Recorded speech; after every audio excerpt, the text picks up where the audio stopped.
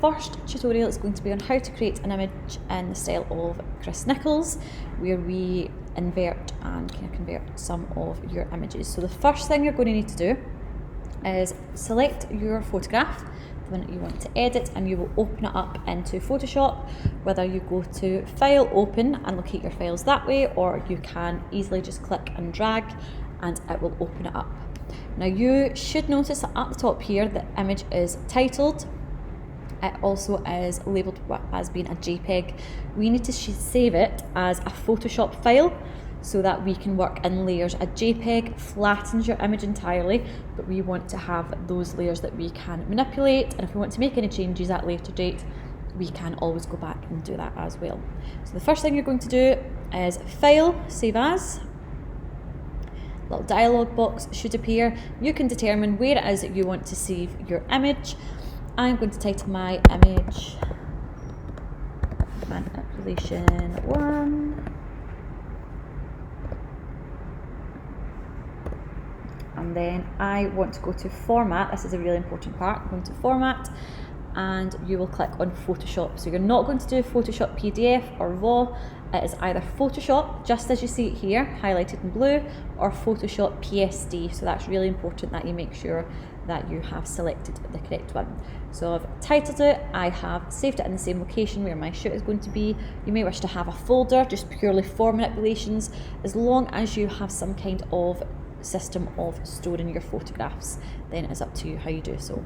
So once I've done that, I will do save, and then as I am working, I'm just going to keep pressing either Control and S or Command and S, or I can go to File and Save.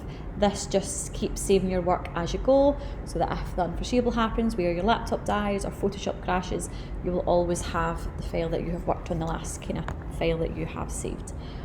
So it's good to get into those habits. So I have my original image as it is, and I do not want to touch it at all. So what I'm then going to do is I'm going to duplicate this image.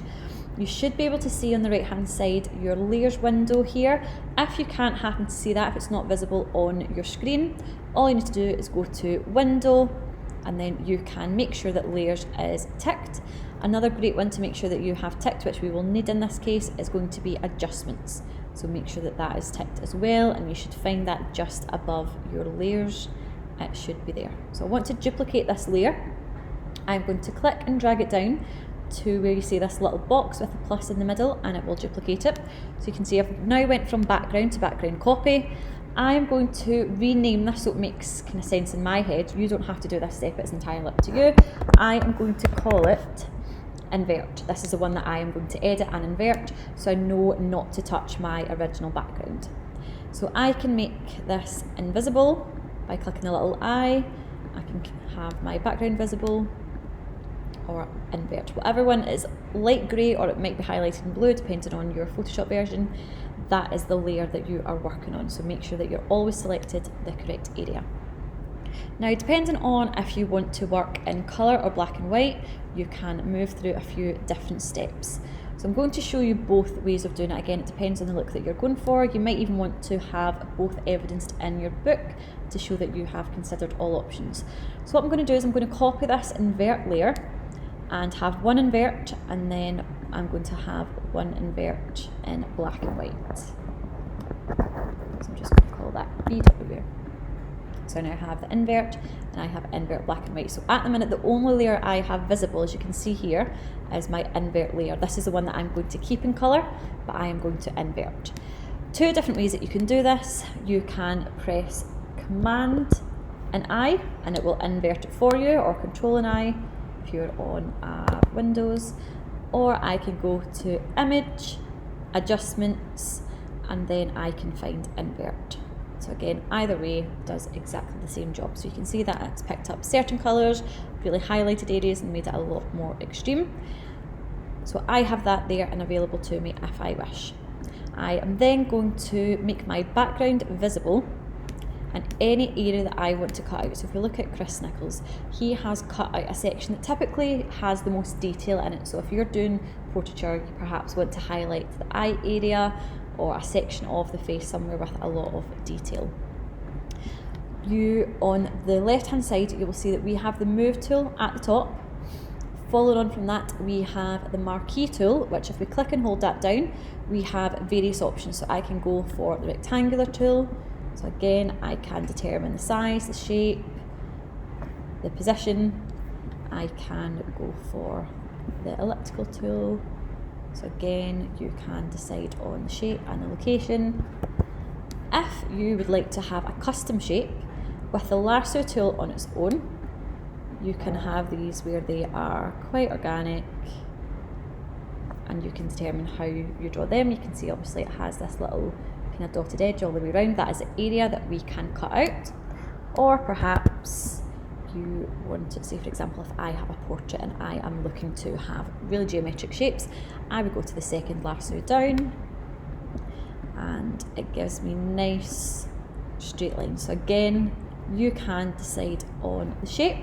Once you have the area selected that you want to remove, you want to cut out, again, a few different ways you can do it. Either edit, cut, or as you can see here, we have all the shortcuts, so you can do Command and X, and it will cut it out for you. So I can now see, if I take away this layer, I can now see that this section here has been removed from my invert layer, and if I make my background visible, I can then see what is remaining underneath. So again, it's entirely up to you how you put these two together. So that is if you want to have it in colour, that is how it looks. If I then go to my invert black and white, the way in which I'm going to do, so again, I just want this layer visible while I'm working on it.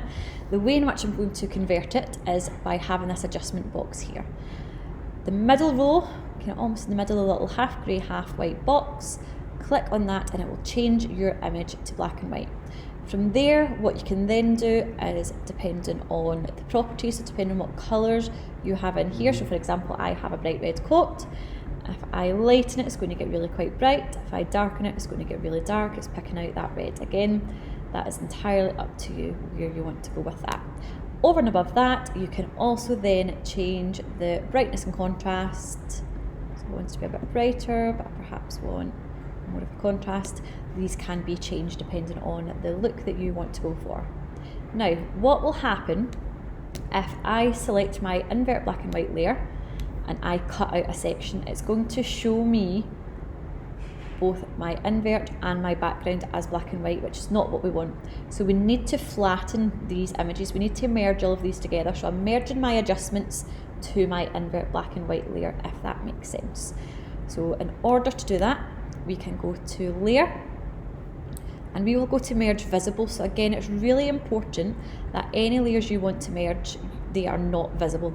So any ones with the eye, that's what it's going to merge. Any ones without, they are going to remain on their own. So again, it's layer, merge visible, and what you should see on the right hand side is that all of those layers condense. And then I have invert black and white.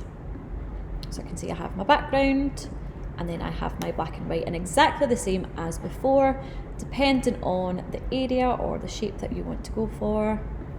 I can select it, I can edit cut or Command X, and it cuts that section out, cuts that out entirely. So again, any areas that you want to highlight in colour or black and white. You can also do vice versa, so if you want the majority of your image to be colour, but your selection to be black and white, your cut out area, what you'll need to do is move your black and white below that layer. So you can imagine you're working in layers of paper, layers of tracing paper. That's a good way to visualise it. So I need to unlock this layer, because if I try and drag this down, it's not going to go.